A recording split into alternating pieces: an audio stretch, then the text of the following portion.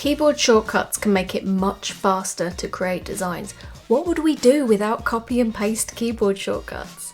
You can find a list of all the keyboard shortcuts in Penpot from the main menu under Help and Info, or by pressing the keyboard's question mark as a shortcut key. If I had statistics on the most used keyboard shortcuts for me, they would be, now bearing in mind for macOS users, you'd use Command instead of Control here.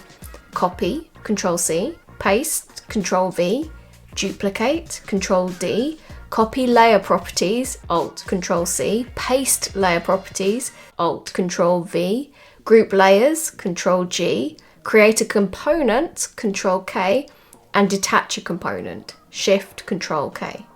There's Control plus for zooming in, Control minus for zooming out, and the Enter key for editing text on a text layer.